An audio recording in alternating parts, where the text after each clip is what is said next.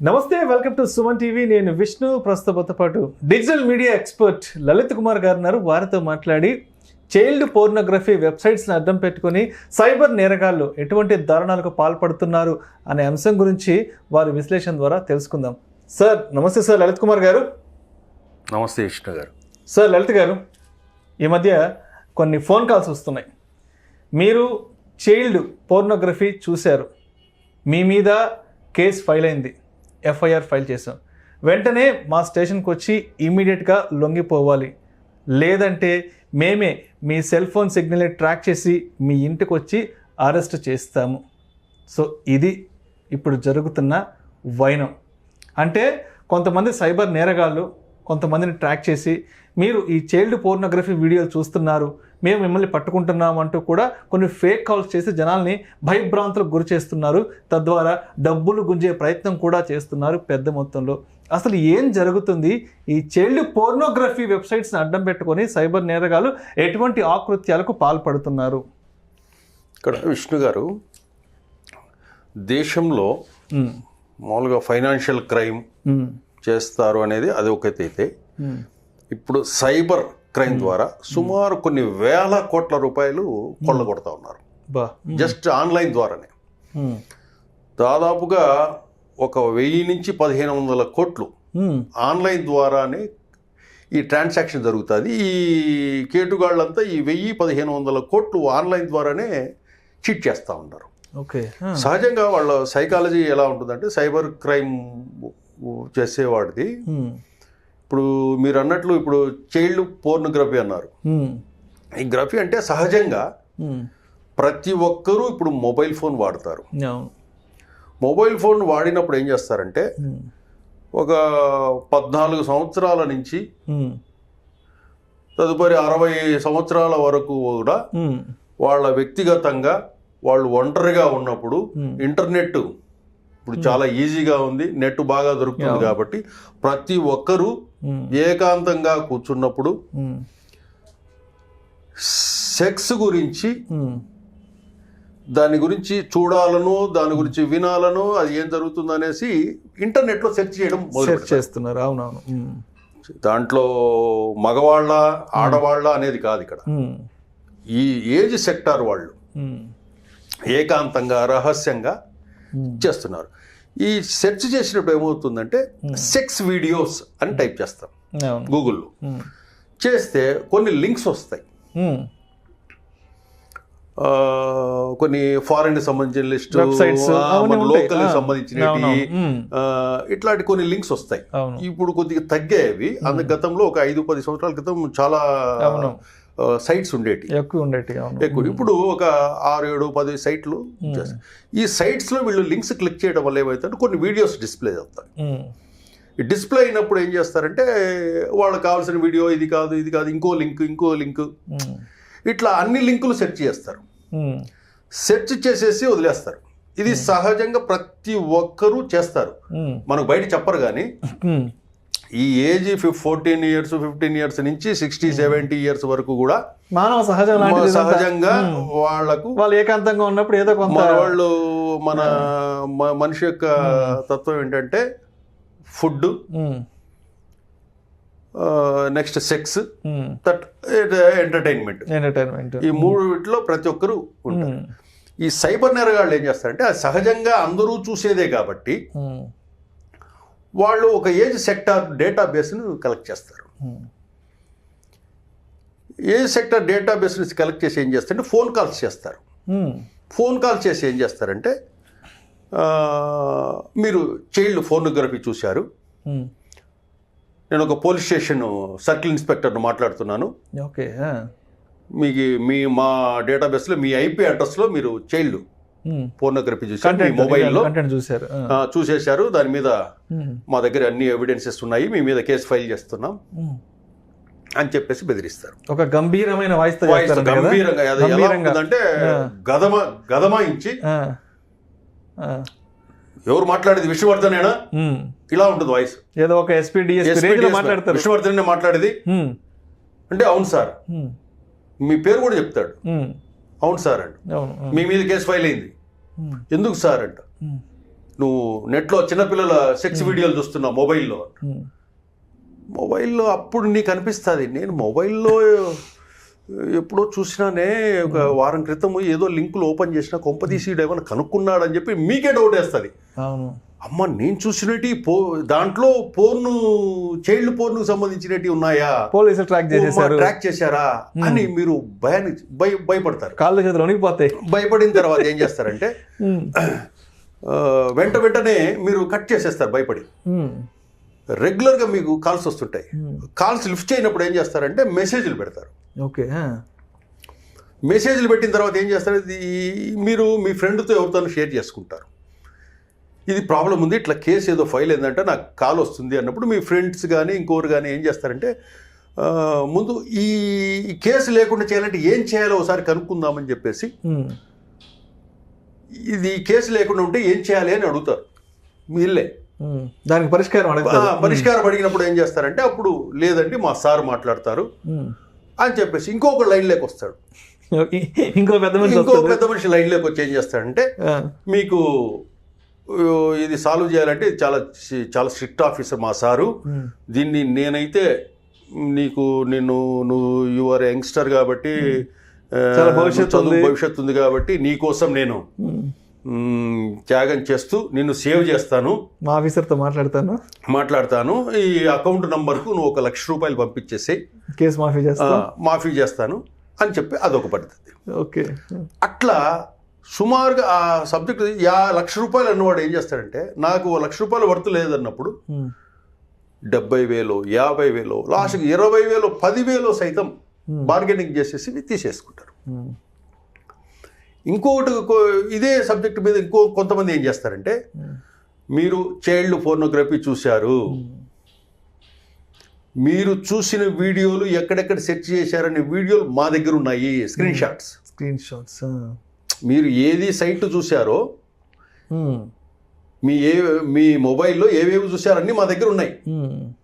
నీ నంబర్ పేరు మీద నువ్వు మొబైల్లో ఏం చూసావో వీడియో రికార్డింగ్ ఎవిడెన్సెస్ ఉన్నాయి మా దగ్గర. సెల్ ఫోన్ రికార్డింగ్ మా దగ్గర ఉంది. మీరు ఇది చేసుకుంటే సెటిల్ చేసుకోండి, లేదంటే మీ కాంటాక్ట్ లిస్ట్ ఎవరైతే ఉందో వాళ్ళందరికీ ఈ వీడియో సెండ్ చేస్తామంటారు. అంటే తెలిసిన వాళ్ళకి, ఇంట్లో వాళ్ళకి, బంధువులకి, స్నేహితులకి, అంటే మనం రెగ్యులర్ గా వాడే కాంటాక్ట్ నెంబర్స్ ఏవైతే ఉంటే వాళ్ళందరికీ చేస్తామని చెప్తారు. ఓకే, చెప్పినప్పుడు ఏం చేస్తారు, దానికి సొల్యూషన్ కావాలంటే డబ్బులు ఇవ్వాలి. అంటే డబ్బులు వెయ్యము అంటే ఇలా బెదిరిస్తారు.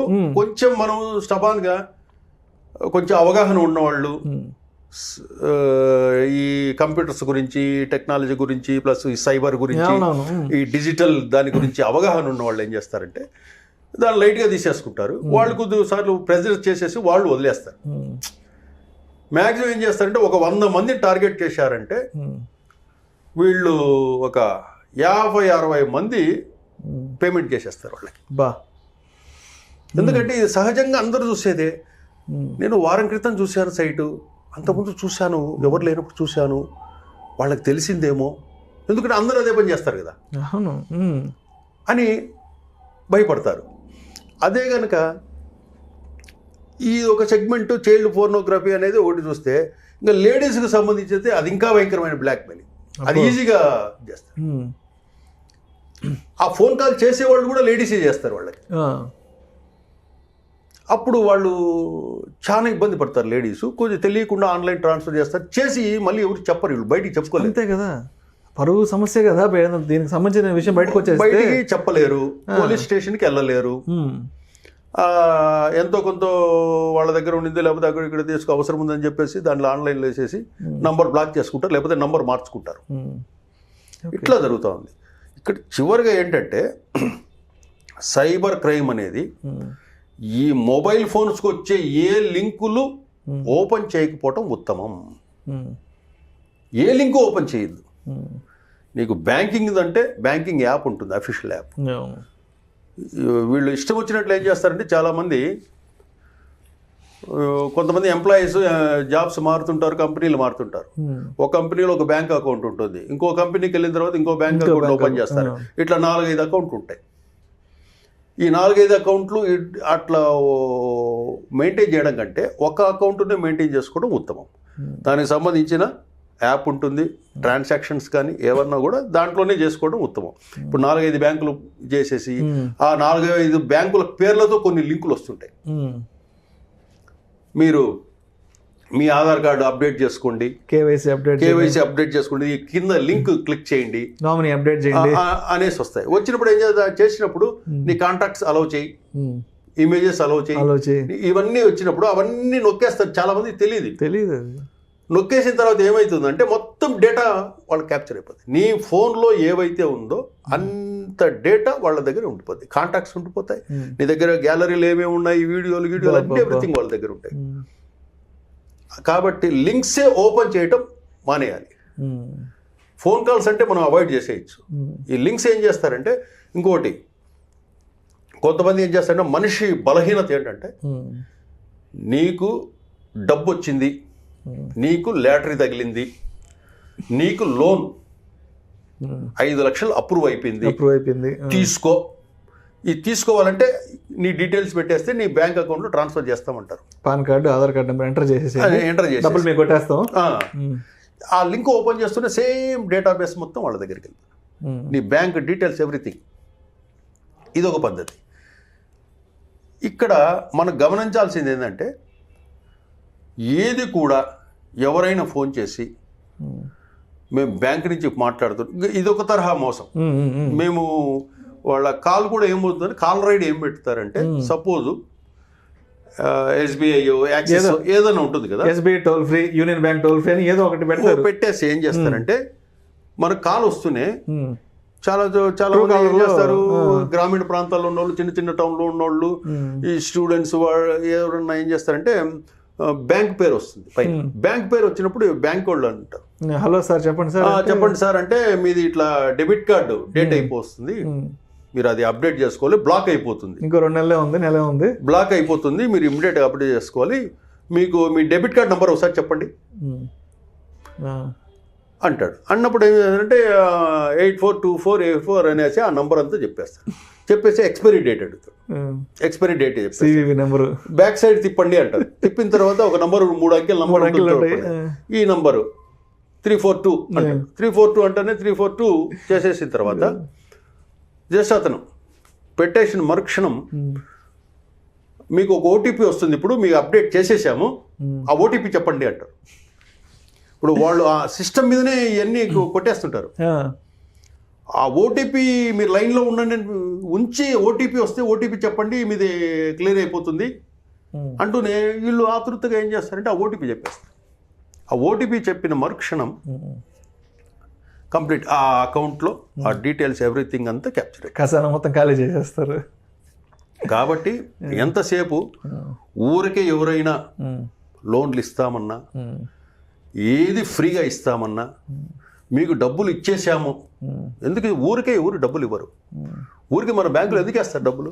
కనీసం మినిమం నాలెడ్జ్ ఉండాలి కదా. అంతే కదా. ఇంట్లో డబ్బులు మనం క్రెడిట్ కార్డు అప్లై చేయకుండానే క్రెడిట్ కార్డు అప్రూవ్ అయిపోయింది అనేసి మెసేజ్ వస్తుంది. 5 లక్షలు దాన్ని ఎట్లా మీరు ట్రస్ట్ చేస్తారు? ఆ లింక్ ఓపెన్ చేసేది నాకు అయిపోయింది.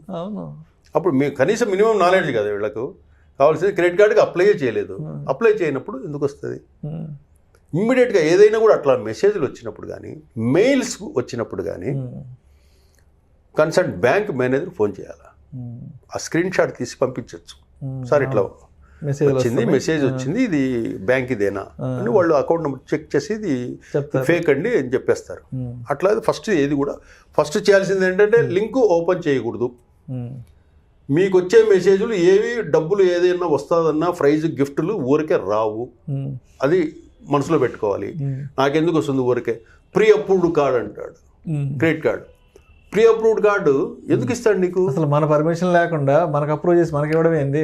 అసలు నీకు ఏదన్నా కావాలంటే కన్సల్ట్ బ్యాంక్ దగ్గర నీకు వెబ్సైట్ ఉంటుంది, అఫీషియల్ వెబ్సైట్. నీకు ఏది ఉన్నా కూడా ఆ వెబ్సైట్ లేదా ఆన్లైన్ ట్రాన్సాక్షన్ సంబంధించి నీకు ఐడి ఉంటుంది, ఏది ఉన్నా దాంట్లో చేసుకోవచ్చు. కాబట్టి ఈ ఆన్లైన్ అనే దాని మీద వచ్చే ఫోన్ కాల్స్ మీద మనము దాన్ని చాలా లైట్ తీసుకుని అవాయిడ్ చేసేసాలి. ఇంకొంతమంది ఏం చేస్తారంటే ఢిల్లీ నుంచి ఫోన్ చేస్తారు. ఢిల్లీ నుంచి ఫోన్ చేసి హైదరాబాదు క్రైమ్ స్టేషన్లో క్రైమ్ కేసు నీ మీద ఫైల్ అయ్యి ఉంది, మీరు ఇమ్మీడియట్గా సెటిల్ చేసుకోండి, రేపు వచ్చేసి అరెస్ట్ చేస్తున్నామంటారు. అసలు అది మీరే ఆలోచించగలరు, ఎక్కడ కేసు ఉంది, ఏం చేశాను, నేనేమన్నా చేశానా, లేకపోతే నా పేరుతో ఉన్నవాడు ఏమన్నా చేశారా అని మీరు కన్ఫ్యూజ్ అయిపోయిన తర్వాత మీరు 2-3 సార్లు మిమ్మల్ని 2-3 వ్యక్తులు లైన్లోకి వచ్చి ఇబ్బంది పెట్టారు. ఇబ్బంది పెట్టినప్పుడు ఏమవుతారంటే ఆ కేసు లేకుండా నేను ఏం చేయాలి అనే స్థాయికి తీసుకొస్తారు మిమ్మల్ని.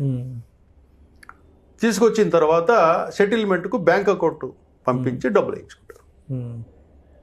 అట్లా కొన్ని వేల కోట్లు ఈ సైబర్ నేరస్తులు కొల్లగొడుతున్నారు. దానికి కఠినమైన చట్టాలు లేవు. దొరుకుతారు, జైలుకి వెళ్తారు, బెయిల్ మీద వచ్చేస్తారు. దీంతో కొన్ని నార్త్ సైడ్ కానివ్వండి, ఈస్ట్ సైడ్ కానివ్వండి, ఇలా ఇదే పని, ఇదే ప్రొఫెషన్. సైబర్ సెక్యూరిటీ ఎలాగా అయితే ఉంటుందో సైబర్ క్రైమ్ని మనం ఎలా నుంచి రక్షించుకోవాలనేది కూడా కొన్ని పాఠ్యాంశంగా పెడితే కూడా మంచిది. స్కూల్స్ లో సైబర్ క్రైమ్స్ ఎన్ని రకాలుగా ఉంటాయి, ఎలా చేస్తారో మనము దాని బారిన పడకుండా ఎట్లా ప్రొటెక్ట్ చేసుకోవాలి అనేది. ఎందుకంటే ఇంకా ఇప్పుడు ప్రస్తుతం అంతా ఆన్లైన్ సిస్టమే కదా, ఎవ్రీథింగ్, అన్ని యాప్ సిస్టమ్స్. కాబట్టి కొంతమంది క్రియేట్ చేసేస్తారు. యాప్స్లో వీళ్ళు తెలియకుండా ఏం చేస్తారంటే డీటెయిల్స్ మొత్తం ఇచ్చేస్తున్నారు, తెలీదు. యాప్ డౌన్లోడ్ చేసుకునే యాప్ను ఒకటి క్రియేట్ చేస్తారు. క్రియేట్ చేసి ఏం చేస్తారు, మార్కెట్లో వదిలేసి పబ్లిసిటీ చేస్తారు. పబ్లిసిటీ చేసినప్పుడు యాప్లో యాడ్ చేసుకోవాలంటే కనుక ఏం చేస్తారు, డీటెయిల్స్ అన్నీ అడుగుతారు. వీళ్ళు తెలియకుండా ఏం చేస్తారంటే డెబిట్ కార్డులు వీటితో సహా కొట్టేస్తున్నారు. కొట్టేసిన తర్వాత ఏమవుతుందంటే మొత్తం డేటాబేస్ అంతా వాళ్ళకి వచ్చేస్తుంది. వీళ్ళకి తెలియదు మనం డేటాబేస్ ఇస్తున్నాము అని. వాడు దాంట్లో కూడా ఆఫర్ ఇస్తాడు, మీరు ఇవన్నీ ఫిల్ చేసిన తర్వాత మీకు గిఫ్ట్ వచ్చర్ వస్తుంది అంటారు. అంటే మనిషి బలహీనత అది. మీకు గిఫ్ట్ వచ్చర్ అంటే ఏం చెప్తారంటే మీకు 500 రూపాయల నుంచి 10,000 రూపాయల వరకు నువ్వు ఆన్లైన్లో ఇది ఫిల్ చేస్తే నీకు గిఫ్ట్ వచ్చర్ వస్తుంది అంటాడు. అంటే మనిషి ఏం చేస్తాడు, నాకు 500 నుంచి 10,000 రూపాయలు కదా, దీంట్లో ఎంత వస్తుందని ఆసక్తికి మొత్తం డీటెయిల్స్ ఇచ్చేస్తాడు. వస్తుంది, ఒక 200 రూపాయలు వచ్చర్ వస్తుంది. పలానా హోటల్లో నువ్వు బిర్యానీ తిన్నావంటే కనుక నీకు 200 రూపాయలు ఆఫ్ అని వస్తుంది. ఆ బిర్యానీ హోటల్ ఎక్కడ ఉంటుంది, ఓల్డ్ సిటీలో ఉంటుంది. ఓకే. అంటే ఇట్లాంటివన్నీ ఏది కూడా ఆఫర్లు కానీ ఇదేది కూడా ఏది చెప్పినా కూడా డేటాబేస్ మీ డీటెయిల్స్ ఇవ్వద్దు, ఫ్రీగా వస్తుందని చెప్పి. ఈమెయిల్స్ కానివ్వండి, మొబైల్ ఫోన్స్ కానివ్వండి, ఇవి ఏ డేటాబేస్లు ఇవ్వద్దు. నీ బ్యాంక్ డీటెయిల్స్ ఏదైతే డెబిట్ కార్డులు, క్రెడిట్ కార్డులు అనేది అస్సలు ఇవ్వకూడదు. రైట్. సో అయితే కన్క్లూషన్గా ఇప్పుడు ఫర్ ఎగ్జాంపుల్ ఒక ఎక్స్ అనే పర్సన్కి ఒక కాల్ వచ్చింది, ఏమండి మీరు ఇలా చైల్డ్ పోర్నోగ్రఫీ చూశారు, మేము పలానా డిపార్ట్మెంట్ నుంచి కాల్ చేస్తున్నాం, మీ మీద కేసు ఫైల్ చేస్తాం, మీరు పలానా దగ్గరికి రండి అని కాల్ వచ్చినప్పుడు తక్షణమే సత్వరమే మనం ఎలా రెస్పాండ్ అవ్వాలి, దీనికి సంబంధించి మనం ఫస్ట్ ఇన్ఫర్మేషన్ ఎవరికి తెలియజేయాలంటారు? అసలు మీరు కౌంట్లోకి తీసుకోవద్దు. మీరు అది కౌంట్లో సైబర్ క్రైమ్ అనేది సైబర్ పోలీసులు వాళ్ళు ఆ పని చూస్తుంటారు. సైబర్ వ్యవస్థ మన పోలీస్ వ్యవస్థ కూడా అంత ఆషామాషి ఏం లేదు. ఎక్కడెక్కడ ఏది సెర్చింగ్ జరుగుతుంది ఏమిటి అన్ని వాళ్ళ నిఘా ఉంటుంది పోలీసు వాళ్ళది. ప్రైవేట్ వ్యక్తి పోలీసు వాళ్ళు ఫోన్లు చేయరు. పోలీసు వాళ్ళు దాన్ని కంట్రోల్ చేయడానికి మీడియా ద్వారానో వాళ్ళు ప్రకటనలు ఇస్తుంటారు. మీరు పోర్న్ సైట్లు చూడకండి, పోర్న్ సైట్లు చూస్తే చైల్డ్ పోర్న్ సైట్లకు ఏదైనా సెర్చ్ చేసినా ఏది చేసినా కూడా రికార్డ్ అవుతుంది, మీరు ఇబ్బందులు పడతారు అని సెర్చ్ చేస్తుంటారు, అవేర్నెస్ కల్పిస్తుంటారు. సైబర్ మన పోలీసులు కూడా వర్క్ చేస్తుంటారు దాని మీద. కాకపోతే మన యంత్రాంగం ఎంత కొద్దిగా లిమిటెడ్ కాబట్టి నేరస్తులు ఎక్కువ మంది ఉన్నారు పోలీసుల కంటే. కాబట్టి ఇక్కడ దాని మీద నిఘా ఉంచి వర్క్ చేయాలంటే కొద్దిగా కష్టం. ఇప్పుడు పోలీసుల వ్యవస్థను కూడా పెంచుకోవాల్సిన పరిస్థితి ఉంటుంది వీళ్ళ వల్ల. కాబట్టి ఇక్కడ ఏంటంటే పోలీసులు మనం ఇటువంటి కాల్స్ ఏదన్నా వచ్చినా కూడా దాన్ని లైట్గా పట్టించుకోవద్దు. మీరు దాన్ని లిఫ్ట్ చేయడం వల్ల, ఫోన్ కాల్స్ లిఫ్ట్ చేయడం వల్ల ఏమవుతుందంటే వాడు మిమ్మల్ని మీ మైండ్ సెట్ని ట్రాప్ చేసేస్తాడు. మీరు మానసికంగా వాని కంట్రోల్లోకి వెళ్ళిపోతారు. అది ఎలా ఉంటుందంటే మెస్మరిజం అంటారు దాన్ని. మీరు ఆ ఫోన్ కాల్ ఎత్తుతూనే మిమ్మల్ని ట్రాన్సాక్ట్ తీసేసుకుంటాడు. మీరు నేరుగా బ్యాంకుకి వెళ్ళి వాన అకౌంట్లో బ్యాంకులో డబ్బు వేసేస్తాడు కూడా. మైండ్ మ్యాపింగ్ అయిపోద్ది. మిమ్మల్ని అట్లా కన్విన్స్ చేస్తాడు. చెప్పుకుంటా మీరు ఆటోమేటిక్గా ఇంట్లో అందరికి చెప్పే తెలియకుండా సైలెంట్గా వెళ్ళి వాడిచ్చిన బ్యాంక్ అకౌంట్లో వేసి వస్తారు. దాన్ని కంటిన్యూ చేయొద్దు. ఫోన్ కాల్ అట్లా వచ్చాయంటే లైట్గా తీసి అవాయిడ్ చేసేసేయండి. దానికి మీరు క్లారిఫికేషన్ ఇవన్నీ అవసరం లేదు. ఏదన్నా ఉన్నా కూడా మీకు ఏదన్నా ఉంటే సైబర్ క్రైమ్ పోలీసులు వస్తారు. మీరు ఏదన్నా ఇట్లా అడిగితే రికార్డ్ అవుతాయి. ప్రతి ఐపీ అడ్రస్ ఏం జరుగుతుంది ఏంది అనేది అన్ని సెర్చింగ్ నిఘా ఉంటుంది. ఎవరెవరు ఏమేం చేస్తున్నారు, పాకిస్తాన్ వెబ్సైట్లలో ఎవరు ఏది సెర్చ్ చేస్తున్నారు, ఫేస్బుక్లో ఎక్కడ ఎవరెవరు ఏమేమి పోస్టింగ్లు పెడుతున్నారు అన్ని నిఘా ఉంటుంది. ట్విట్టర్లో ఎవరు ఏం చేస్తున్నారు, ట్విట్టర్లో ఏమేమి పోస్టులు పెడుతున్నారు, ఏమేమి మెసేజ్లు వస్తున్నాయి అని ఇక్కడ నిఘా పోలీసు వాళ్ళు ట్విట్టర్ కానివ్వండి, ప్లస్ ఫేస్బుక్ కానివ్వండి, యూట్యూబ్ కానివ్వండి అలర్ట్ జరుగుతుంటుంది. అది మీ దాంట్లో చూస్తున్నాం, మనల్ని ఎవరు గమనించట్లేదు. అన్ని పోలీసులు మొత్తం నిఘా వ్యవస్థ అందరికి డైరెక్షన్స్ ఇస్తుంటే అది కాన్ఫిడెన్షియల్ గా జరుగుతుంటుంది కాబట్టి బయట పబ్లిసిటీకి రాదు. ఇప్పుడు మీరు చూడండి ట్విట్టర్లో కానివ్వండి, ఇంకోటి ఫేస్బుక్లో, ఇంకోటి కొంచెం క్రూరంగా ఆటోమేటిక్ సెన్సిటివ్ కంటెంట్ అన్ని బ్లాక్ అయిపోద్ది. వాళ్ళంతా మానిటరింగ్ చేస్తుంటారు పోలీసులు. మానిటరింగ్ చేస్తూ డైరెక్షన్స్ ఇస్తుంటారు, నిఘా ఉంటుంది. కాబట్టి ఇటువంటి ఫోన్ కాల్స్కు ఏదన్నా వస్తే పోలీసు వాళ్ళు వస్తారు నీ దగ్గరికి. నీకేం ఫోన్ చేసి రారు పోలీసు వాళ్ళు. నీ దగ్గరికి ఫోన్లు చేసి నువ్వు ఎక్కడున్నావు అని రారు. పలానా ఐపీ అడ్రస్ ఉంది, పలానా ఎవరు, డీటెయిల్స్ అన్నీ తెలుస్తాయి. అట్లా చూస్తున్నారంటే అందుకు అవి చూడొద్దు అని చెప్తారు పోలీసు. అవి చూడడం వల్ల నేరానికి గురవుతారు, శిక్ష పడుతుంది కాబట్టి అని మీడియా ద్వారా అవేర్నెస్ కల్పిస్తూ ఉంటారు. Okay, thank you sir. Thank you so much Lalit Kumar గారు. ఈ చైల్డ్ పోర్నోగ్రఫీ వెబ్సైట్స్ని అర్థం పెట్టుకుని సైబర్ నేరగాలు ఎటువంటి ఆకృత్యాలకు పాల్పడుతున్నారు, మరి అటువంటి ఆకృత్యాల నుంచి మనం సేఫ్ జోన్లో ఏ విధంగా ఉండాలి అంశం గురించి చాలా చక్కగా మీ విశ్లేషణ తెలియజేస్తే thank you so much sir.